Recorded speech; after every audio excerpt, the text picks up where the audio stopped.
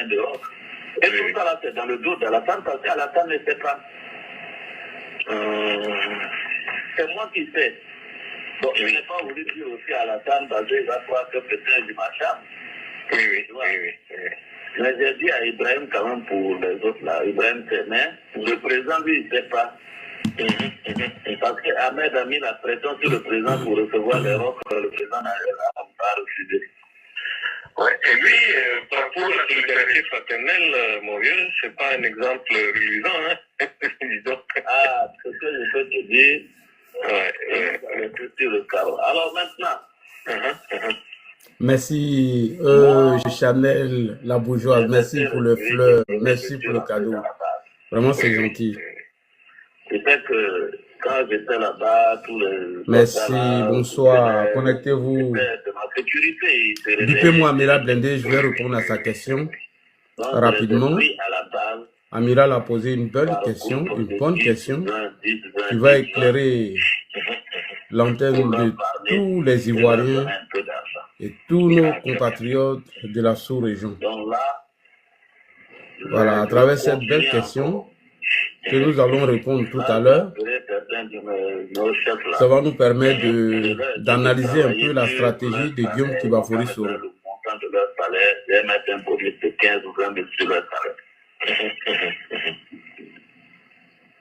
Et je vais voir certains chefs là, on va cotiser. On va assurer ça. D'accord. Donc, je veux que toi aussi tu vois. Parce qu'il faut qu'on rentre dans la base. Parce que quand on donne au grand chef là, ça ne descend pas forcément. Ça ne descend pas, oui. Tapoter, liker. Je reviens au sujet pour vous dire, tous ceux qui ont tenté de contredire Guillaume Soro, aujourd'hui où je vous parle là, ils sont 6 pieds sous terre en ce moment. Ibrahim Koulibaly ne dira pas le contraire, Adams ne dirait pas le contraire, Zagazaga et autres ne diront pas le contraire parce que eux, ils avaient un combat à mener, un combat de légalité et de légitimité. Il a fallu que cet opportuniste de Guillaume Soro, cet aventuré de Guillaume Soro vienne usurper leur combat, et bien évidemment, pour se positionner en cherchant ou en éliminant tous ceux qui n'étaient pas d'accord avec eux. Mais il s'est bien enrichi dans cette rébellion. N'oubliez pas, chers frères et sœurs. Bref, tout ça, c'est mon introduction. On va écouter ici monsieur, comment on l'appelle, le Mona ou bien quoi là. Olivier, excuse-moi, c'est pas toi.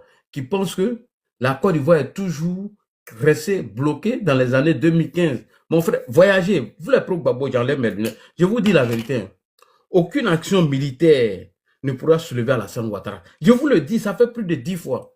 Aucun mouvement populaire ou mouvement de la rue va faire partie à Alassane Ouattara. Je vous le dis et je sais de quoi je parle.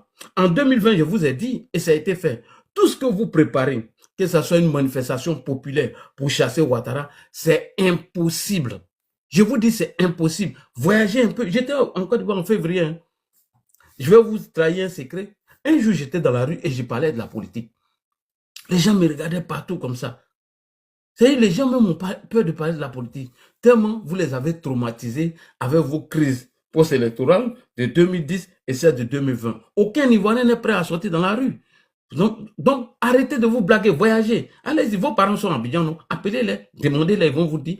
Donc, aucun mouvement de rue va faire partie à Alassane Ouattara. Si c'est pour ça que vous voulez me tuer, assassinez-moi. Et bref, sans oublier encore qu'au début de l'année, grâce à Jeune Afrique et France 24, nous avons réussi à analyser et décortiquer les mouvements des soroïstes depuis le Burkina Faso, qui, bien évidemment, est chapeauté par Lama Fofana. Lama Fofana qui fut le cousin de Aboulaye Fofana, qui est de Ouémont.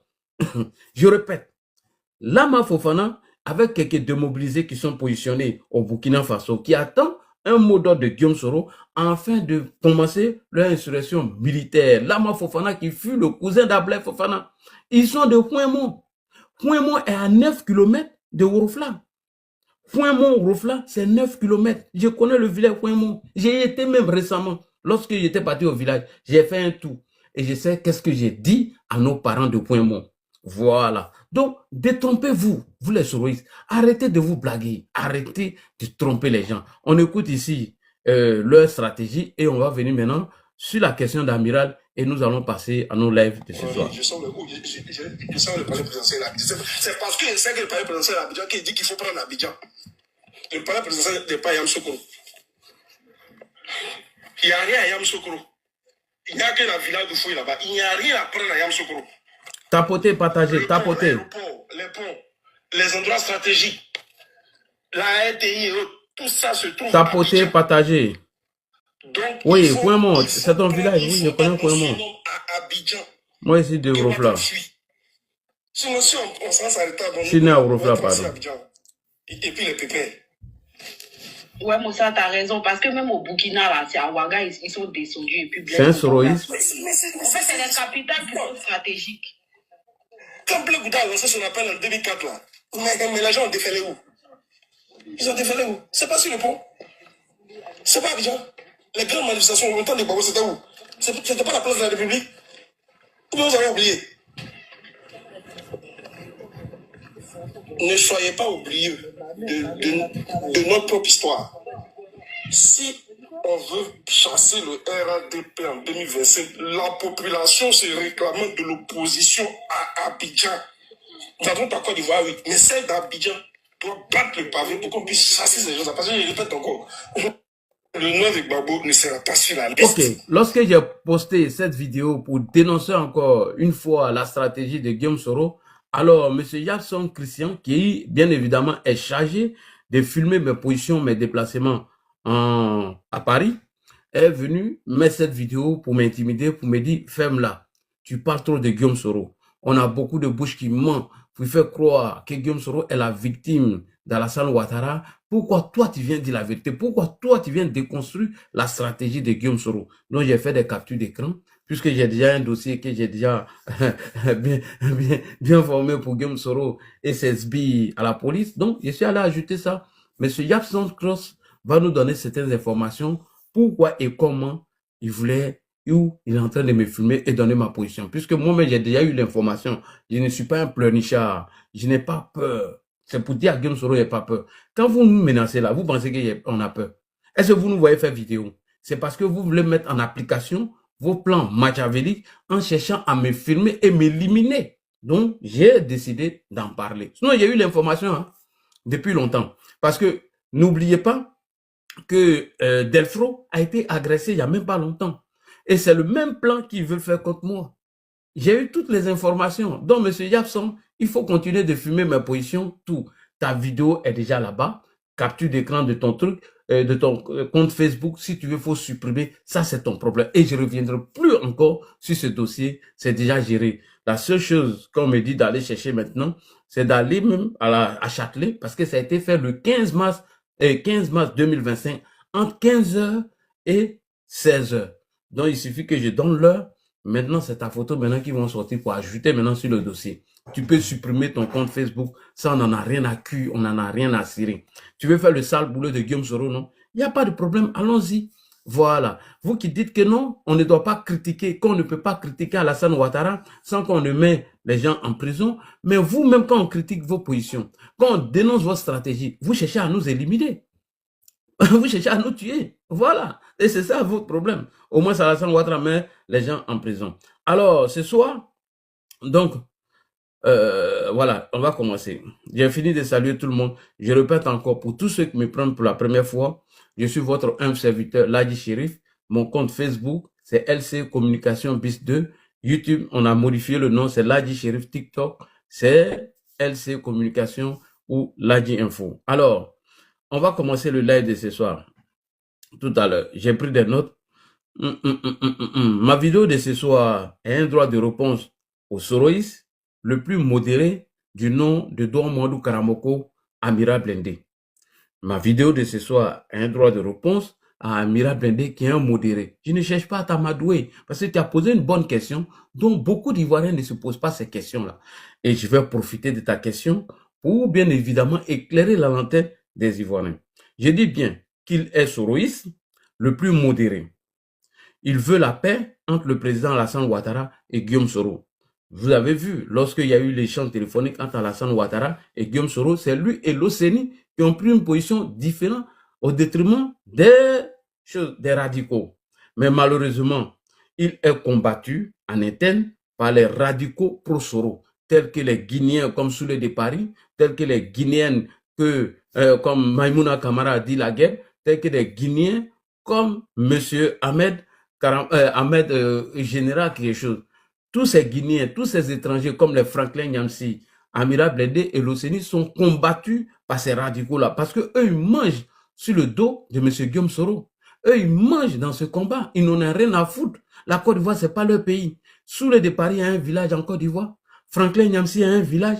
Ahmed Kamramoko, Général nous a dit qu'il était de Boundiali. Quand on l'a chauffé, il dit qu'il est de Daloa. Non, tous ceux qui n'ont pas de village, ce sont les radicaux. Tous ceux qui n'ont pas de village en Côte d'Ivoire sont les radicaux pro-Soro, qui, bien évidemment, ont mis en minorité la voix d'Amira Blindé. Alors, ce qui fait que souvent, Amira Blindé est obligé de se radicaliser, comme les autres, pour ne pas qu'on le prenne pour un vendu pro-Soro ou un militant RDR. Et Nina même l'a dit. Cette fille bêtée qui est frustrée de Laurent Gbagbo aujourd'hui a décidé de suivre M. Guillaume Kibafori Soro. Donc ce dernier a fait une vidéo à Amira Blindé avant-hier dans laquelle il demande au président Alassane Ouattara qu'est-ce que Guillaume Soro t'a fait si mauvais, si grave pour que tu t'en prennes à lui. Amira Blindé pose la question. Qu'est-ce que Guillaume Soro a fait aussi grave? Parce que c'est ce qu'ils disent à tout le monde. Tous les pro-Soro, le mensonge est répété 1000 fois. Et nos gars aussi, quand ils viennent faire des vidéos, bon, je les salue, mais vous allez trop sur le schéma, c'est parce qu'il a manqué de respect, c'est archi faux. Au-delà même de manquer de respect au président Ouattara, Guillaume Soro avait un plan d'assassinat d'Alassane Ouattara que je vais venir vous démontrer. Je dis, je répète, au-delà même qu'il ait manqué de respect au président Alassane Ouattara, Guillaume Soro cherchait à l'assassiner. Et je vais venir vous démontrer par A plus B. Donc, Amira Blindé pose la question, comme tant de Soroïstes, comme tous les Sogotigi et certains pro-Gbagbo, qu'est-ce que Guillaume Soro a fait à Alassane Ouattara au point qu'il veut s'en prendre en lui jusqu'à même il le veut la mort? Amira Blindé pose une bonne question. Bien sûr, cette question d'Amira Blindé est dans la stratégie de victimisation parce qu'il se victimise. Quand on pose ce genre de questions, c'est-à-dire, moi j'ai mon collaborateur qui était avec moi hier, on a tout fait ensemble, je lui ai donné, je lui ai ouvert certains pods, etc. Mais ce dernier jour, on se sépare et il va dire aux gens que moi, il cherchait à l'escroquer ou il cherchait à s'éliminer. Donc, tout le monde va poser la question. C'est-à-dire que lui se pose en victime alors que c'est lui qui cherchait à m'assassiner, comme il a toujours fait dans la rébellion. Donc, beaucoup de personnes voient Alassane Ouattara comme quelqu'un qui est ingrat, qui n'est pas reconnaissant, que Guillaume Soro serait battu pour lui. Mais pourquoi il en veut à M. Guillaume Kibafori Soro? Alors, Amira Blindé, ton patron se pose en victime alors que c'est faux. Tout ce qu'il dit, c'est un mensonge. On continue. C'est la stratégie de victimisation soroïste pour camoufler le acte odieux de Guillaume Kibafori Soro à l'encontre du président Alassane Ouattara. Et voici la stratégie de victimisation que je vais vous présenter tout à l'heure. Guillaume Soro n'a rien fait au président Alassane Ouattara. Et il lui en veut parce qu'il a refusé d'adhérer au RHDP. C'est ce qu'ils disent à tout le monde. Guillaume Soro n'a rien fait du tout au président Ouattara. Parce que Guillaume Soro a refusé d'adhérer au RHDP, donc le président l'en veut. Comme le président Alassane Ouattara ne veut jamais leur donner cette considération pour leur répondre. Donc moi, là, j'ai décidé de répondre à la question posée d'Amira Blindé.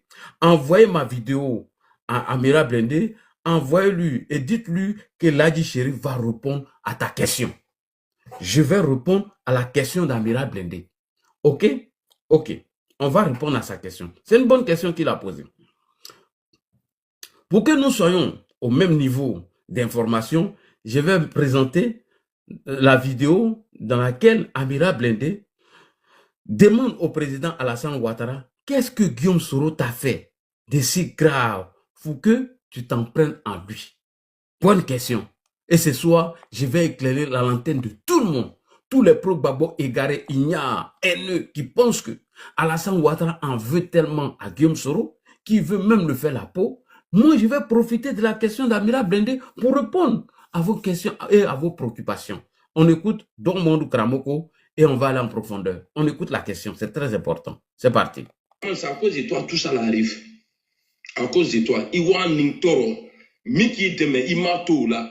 Mimouira Tumbi, quoi qu'il fera, Ika Kurota. Eux, ils ont fait coup d'état, ils sont dans le pays. Voilà. Il compare d'abord la situation de Guillaume Soro à celle de Laurent Gbagbo. Il dit, ceux-mêmes qui t'ont cherché, ceux-mêmes qui ont cherché à te dire, juste à telle enseigne qui t'a pris la clôture, mais ceux-là, tu ne les fais rien. Guillaume Soro qui a tout fait pour toi, tu viens le dire.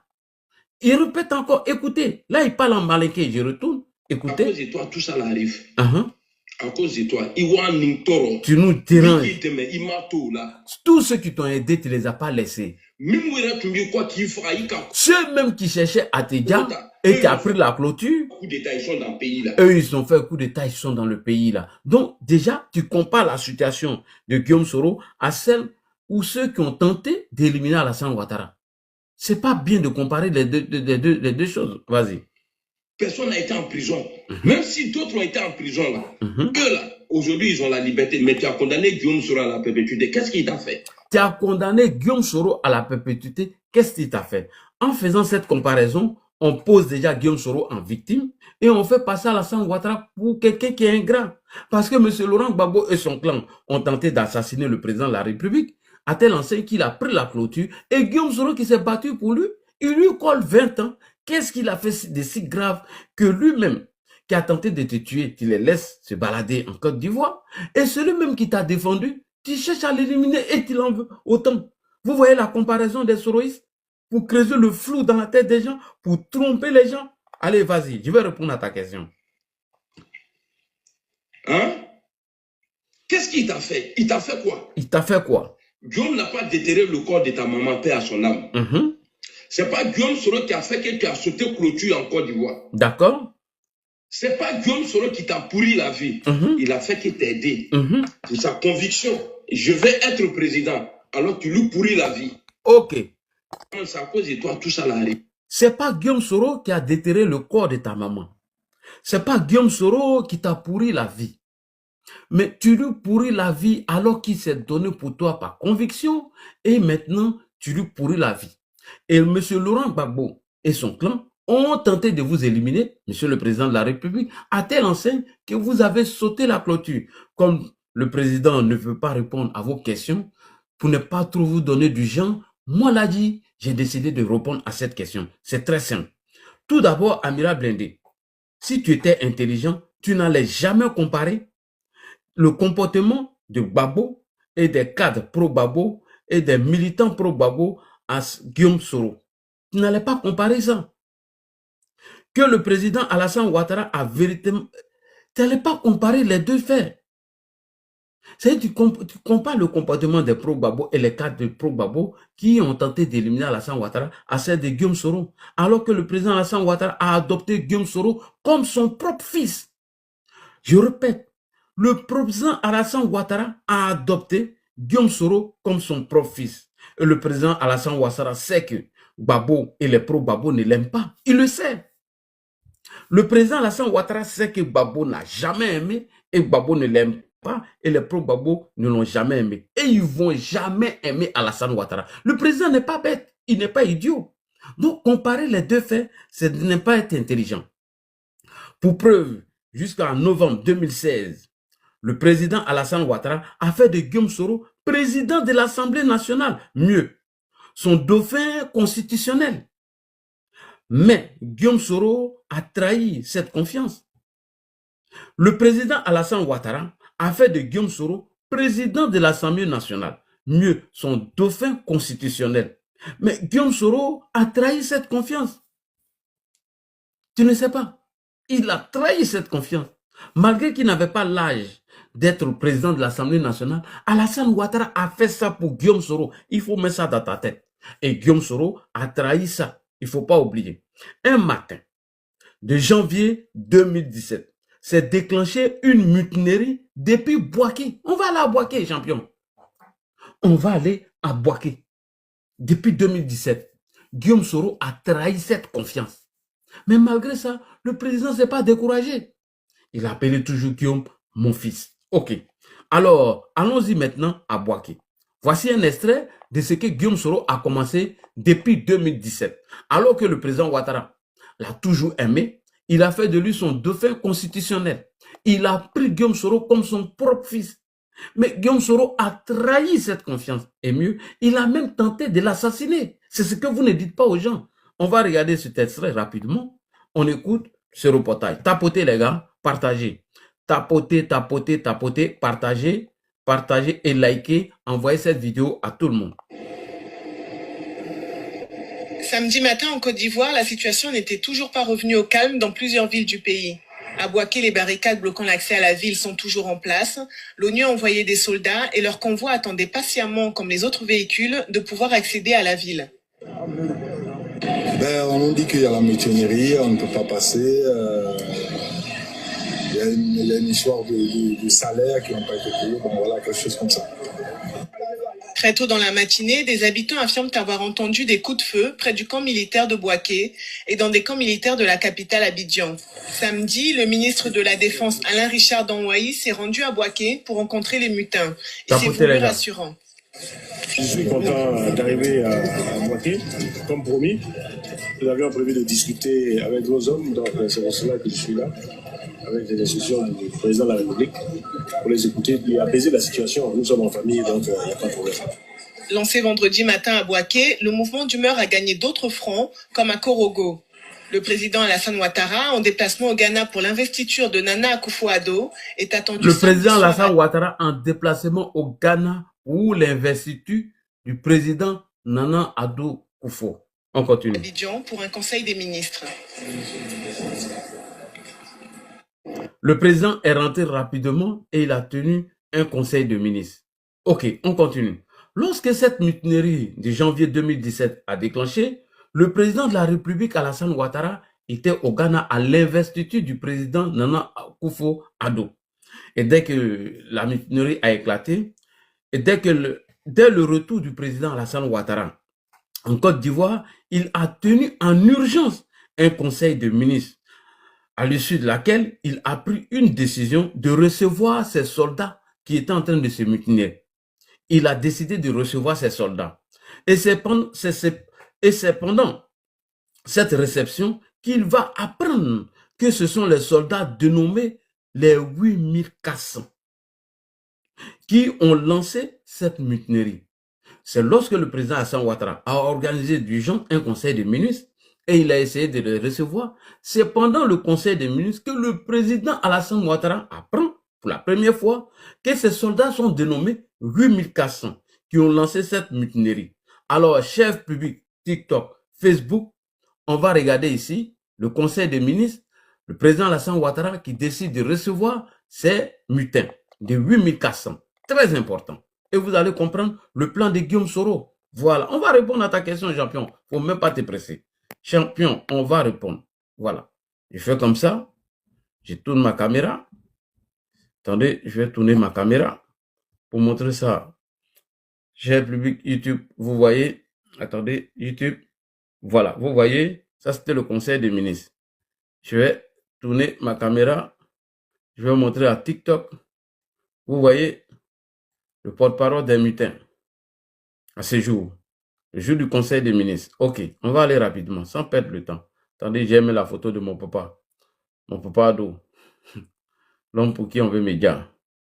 Allez, pardon, mets-toi ici. Voilà. Je tourne ma caméra. Il n'y a pas un fafouillassé d'après Yaka Yaka qui va rester devant moi. C'est mon père Alassane Ouattara qui est là. On va écouter maintenant lors de la réception des 8400. On écoute, c'est parti. Excellence, Monsieur le Président de la République, chef suprême des armées, père de la nation, avant mon allocution proprement dite, souffrez qu'au nom du contingent 8400. Point. Souffrez qu'au nom du contingent 8400. C'est lui-même qui le dit. 8400. On y va. On a noté. Les 8400. Allez. Le contingent dénommé EAN et ADS. Souffrez qu'on vous présente de façon solennelle toutes les excuses pour les différentes situations malheureuses que nous avons connues. En effet, nous avons eu plusieurs rencontres. Malheureusement, les circonstances ont toujours été les mêmes. Tout simplement nous sommes à la recherche d'une situation heureuse.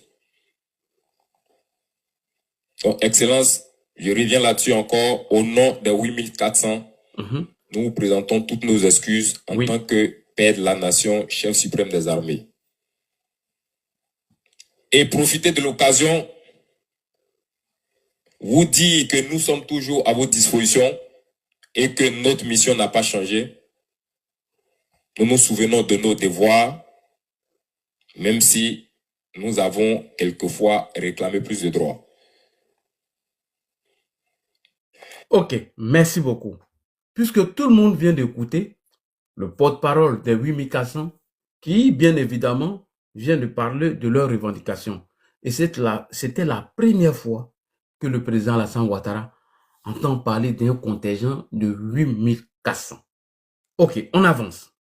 Amiral Blindé, j'espère que toi aussi tu as entendu, tu as bien entendu, que ce sont les soldats 8400 qui ont fait la mutinerie à Bouaké et partout dans les casernes où ils étaient. On continue.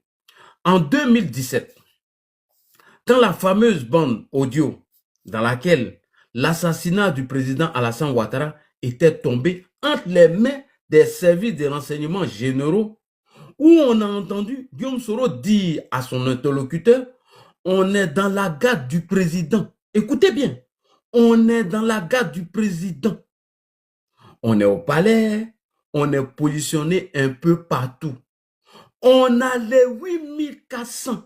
Je répète, on a les 8400 et d'autres jeunes. Le jour J, le monde va basculer et pas les prohibés. Écoutez bien, je reprends encore. Lorsque l'audio de l'assassinat du président Alassane Ouattara est tombé à ses mains, grâce au service des renseignements généraux, on a entendu Guillaume Soro et son interlocuteur dire on a les 8400,